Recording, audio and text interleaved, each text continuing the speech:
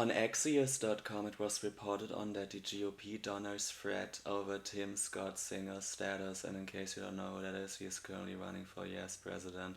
And in the article was said that GOP donors and their allies are privately pushing for more information on his status as a bachelor, but he spun the criticism with a great response. He said that if he were single, he would probably have more time, energy, and latitude to do the job. And I agree, because what should matter here is what someone stands for, not if they are married or not. For instance, there's this Medium.com article called Is the GOP Gossiping About Ron DeSantis Being Gay? I don't know, but on my TikTok channel I often mention that many men in Hollywood only marry and have children as a status symbol while they're sleeping around in the background, or because they want to hide their true sexuality. And since politicians are also public figures, it wouldn't surprise me if they would do something stupid like that too. And this is kind of like my point: don't you realize how dumb you are when you still have this gender expectation of men to marry? Because some of these men then push themselves so far that, in some cases, we basically cheer on fake relationships. And what do we gain from that? Nothing.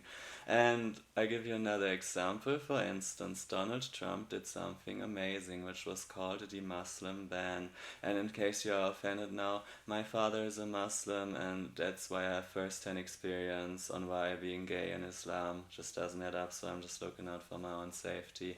And he managed to do that despite the fact that he had already been divorced for two times. Two times.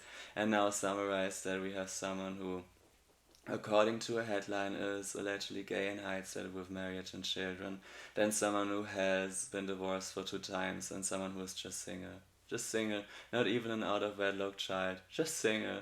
Is that really a problem, GOP donors? Really? And I am not religious, but I know many of you conservatives are, so I picked out this Bible verse. It's called First Corinthians 7, verses 32 through 35, that acknowledge the benefits of being single, and it's not the only one. And maybe you have seen it, like 3 weeks ago I made that video series called LGBT People, Their Own Worst Enemies, and in part 7 of 7 I talked about the book The Manipulated Man by Esther Villar, where she writes about how the free and unshackled man is rejected by society, and I provided evidence for that because there was something called the Bachelor tax.